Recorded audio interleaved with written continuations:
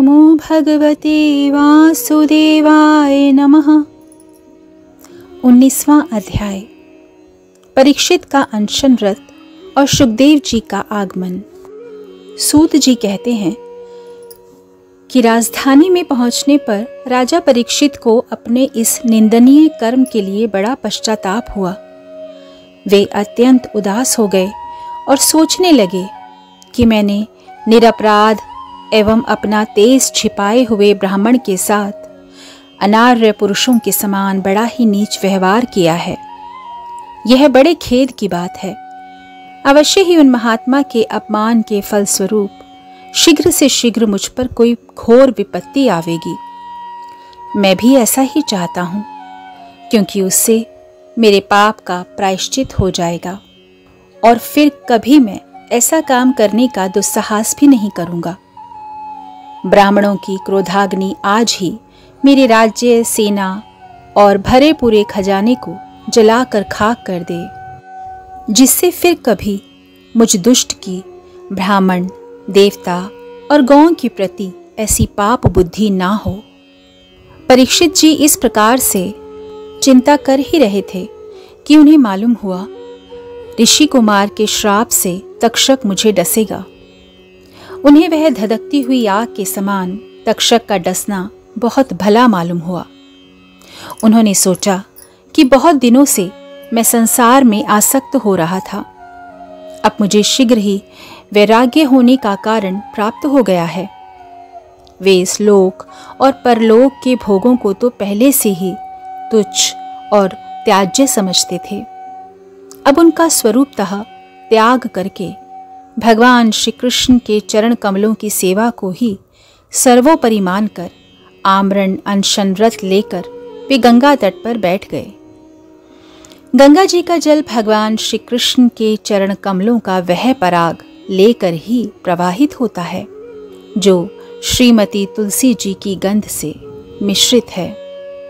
यही कारण है कि वे लोकपालों के सहित ऊपर नीचे के समस्त लोकों को पवित्र करती हैं।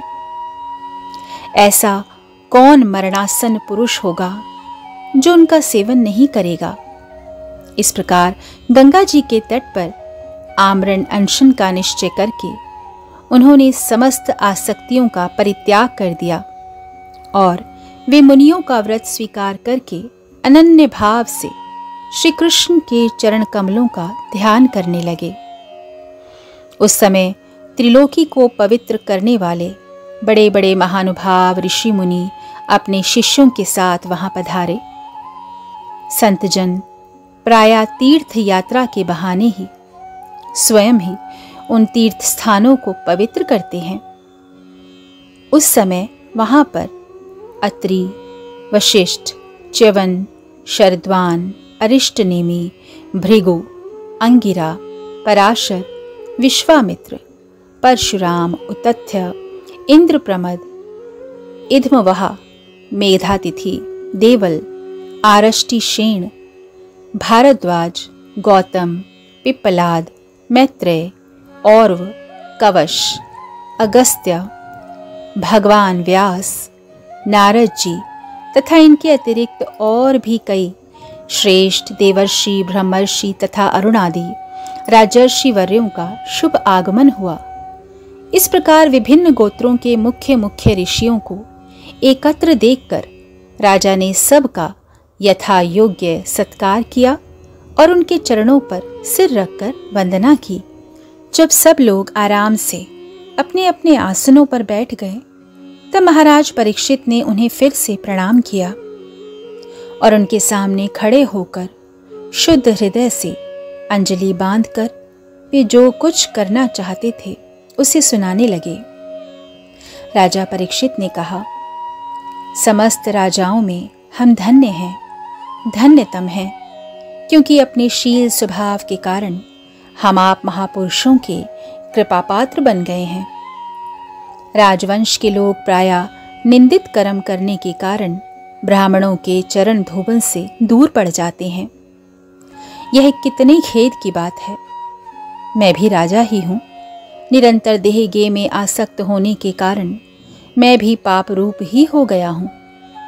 इसी से स्वयं भगवान ही ब्राह्मण के शाप के रूप में मुझ पर कृपा करने के लिए पधारे हैं। यह श्राप वैराग्य उत्पन्न कराने वाला है, क्योंकि इस प्रकार के श्राप से संसारासक्त पुरुष भयभीत होकर विरक्त हो जाया करते हैं। ब्राह्मणों, अब मैंने अपने चित्त को भगवान के चरणों में समर्पित कर दिया है।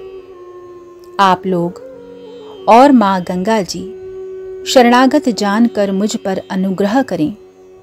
ब्राह्मण कुमार के श्राप से प्रेरित कोई दूसरा कपट से तक्षक का रूप धरकर मुझे डस ले अथवा स्वयं तक्षक आकर डस ले, इसकी मुझे तनिक भी परवाह नहीं है। आप लोग कृपा करके भगवान की रसमयी लीलाओं का गायन करें। मैं आप ब्राह्मणों के चरणों में प्रणाम करके पुनः यही प्रार्थना करता हूँ कि मुझे कर्मवश चाहे जिस भी योनि में जन्म लेना पड़े, भगवान श्री कृष्ण के चरणों में मेरा अनुराग हो। उनके चरणाश्रित महात्माओं से मेरी विशेष प्रीति हो और जगत के समस्त प्राणियों के प्रति मेरी एक सी मैत्री रहे, ऐसा आप सब आशीर्वाद दीजिए। महाराज परीक्षित परम धीर थे। वे ऐसा दृढ़ निश्चय करके गंगा जी के दक्षिण तट पर पूर्वाग्र कुशों के आसन पर उत्तर मुख होकर बैठ गए। राजकाज का भार तो उन्होंने पहले ही अपने पुत्र जन्मेजय को सौंप दिया था। पृथ्वी के एक छत्र सम्राट परीक्षित जब इस प्रकार आमरण अनशन का निश्चय करके बैठ गए, तब आकाश में स्थित देवता लोग बड़े आनंद के साथ उनकी प्रशंसा करते हुए वहां पृथ्वी पर पुष्पों की वर्षा करने लगे तथा उनके नगाड़े बार बार बजने लगे। सभी उपस्थित महर्षियों ने परीक्षित के निश्चय की प्रशंसा की और साधु साधु कहकर उनका अनुमोदन किया।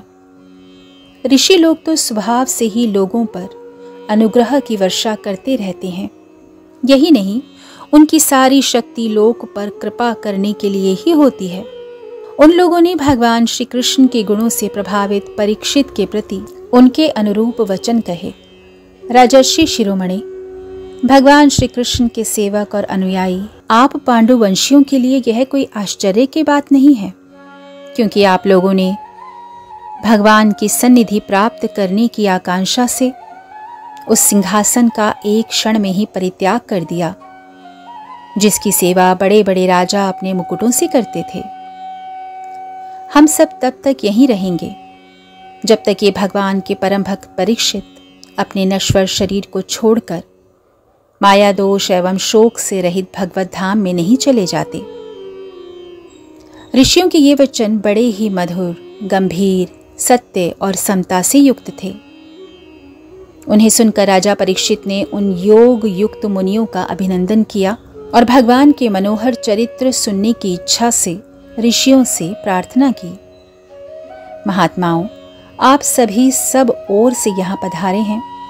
आप सत्यलोक में रहने वाले मूर्तिमान वेदों के समान हैं। आप लोगों का दूसरों पर अनुग्रह करने के अतिरिक्त जो आपका सहज स्वभाव ही है, इस लोक या परलोक में और कोई स्वार्थ नहीं है। विप्रवरों, आप लोगों पर पूर्ण विश्वास करके मैं अपने कर्तव्य के संबंध में यह पूछने योग्य प्रश्न करता हूं। आप सभी विद्वान परस्पर विचार करके बतलाइए कि सबके लिए सब अवस्थाओं में और विशेष करके थोड़े ही समय में मरने वाले पुरुषों के लिए अंतःकरण और शरीर से करने योग्य विशुद्ध कर्म कौन सा है। उसी समय पृथ्वी पर स्वेच्छा से विचरण करते हुए किसी की कोई अपेक्षा न रखने वाले व्यास नंदन भगवान श्री सुखदेव जी महाराज वहां प्रकट हो गए।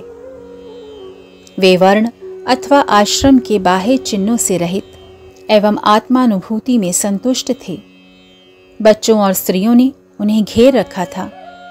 उनका वेश अवधूत का था। 16 वर्ष की अवस्था थी। चरण, हाथ, जंघा, भुजाएं, कंधे, कपोल और अन्य सब अंग अत्यंत ही सुकुमार थे। नेत्र बड़े बड़े और मनोहर थे। नासिका कुछ ऊंची थी, कान बराबर थे, सुंदर भौहें थीं। उनसे मुख बड़ा ही शोभायमान हो रहा था।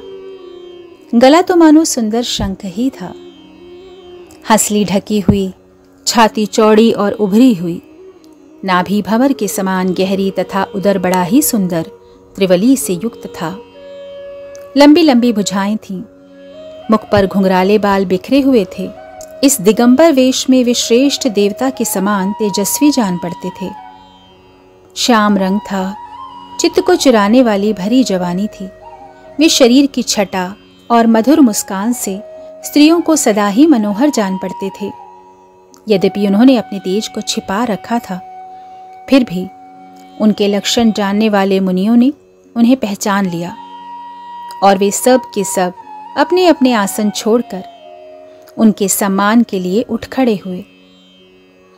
राजा परीक्षित ने अतिथि रूप से पधारे हुए श्री सुखदेव जी को सिर झुकाकर प्रणाम किया और उनकी पूजा की। उनके स्वरूप को ना जानने वाले बच्चे और स्त्रियां उनकी यह महिमा देखकर वहां से लौट गए।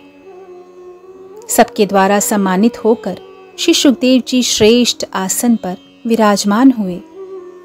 ग्रह, नक्षत्र और तारों से घिरे हुए चंद्रमा के समान ब्रह्मर्षि, देवर्षि और राजर्षियों के समूह से आवृत श्री सुखदेव जी अत्यंत शोभायमान हुए। वास्तव में वे महात्माओं के भी आदरणीय थे। जब प्रखर बुद्धि श्री सुखदेव जी शांत भाव से बैठ गए, तब भगवान के परम भक्त परीक्षित ने उनके समीप आकर और चरणों पर सर रखकर उन्हें प्रणाम किया। फिर खड़े होकर हाथ जोड़कर नमस्कार किया। उसके पश्चात बड़ी ही मधुर वाणी से उनसे यह पूछा। परीक्षित ने कहा, ब्रह्म स्वरूप भगवन, आज हम बड़भागी हुए, क्योंकि अपराधी क्षत्रिय होने पर भी हमें संत समागम का अधिकारी समझा गया। आज कृपा पूर्वक अतिथि रूप से पधार कर आपने हमें तीर्थ के तुल्य पवित्र बना दिया है। आप जैसे महात्माओं के स्मरण मात्र से ही गृहस्थों के घर तत्काल पवित्र हो जाते हैं। फिर दर्शन, स्पर्श, पाद प्रक्षालन और आसन दान आदि का सुअवसर मिलने पर तो कहना ही क्या है। महायोगिन, जैसे भगवान विष्णु के सामने दैत्य लोग नहीं ठहरते, वैसे ही आपकी सन्निधि से बड़े बड़े पाप भी तुरंत नष्ट हो जाते हैं। अवश्य ही पांडवों के सुहृद भगवान श्री कृष्ण मुझ पर अत्यंत प्रसन्न हैं। उन्होंने अपने फुफेरे भाइयों की प्रसन्नता के लिए उन्हीं के कुल में उत्पन्न हुए मेरे साथ भी अपनेपन का ही व्यवहार किया है।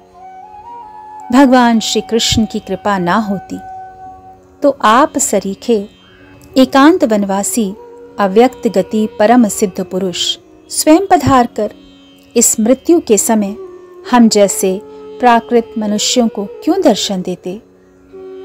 आप योगियों के परम गुरु हैं, इसलिए मैं आपसे परम सिद्धि के स्वरूप और साधन के संबंध में प्रश्न कर रहा हूं।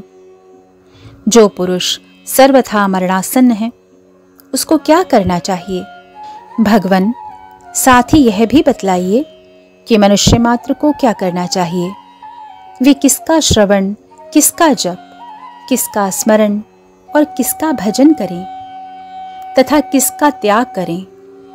भगवत स्वरूप मुनिवर, आपका दर्शन अत्यंत दुर्लभ है, क्योंकि जितनी देर एक गाय दूही जाती है, गृहस्थों के घर पर उतनी देर भी तो आप नहीं ठहरते। सूत जी कहते हैं, जब राजा ने बड़ी ही मधुर वाणी में इस प्रकार संभाषण एवं प्रश्न किए, तब समस्त धर्मों के मर्मज्ञ व्यास नंदन भगवान श्री सुखदेव जी उनका उत्तर देने लगे। 19वां अध्याय समाप्त हुआ। इति श्रीमद्भागवते महापुराणे वैयासिक्यामष्टादशसाहस्रयः पारमहंस्यः संहितायाः प्रथम स्कन्धे शुकागमनम् नामैकोनविंशोऽध्यायः। इति प्रथमः स्कन्धः समाप्तः। हरि ओम तत्सत्। हरे कृष्ण कृष्ण कृष्ण हरे हरे, हरे राम राम राम हरे हरे।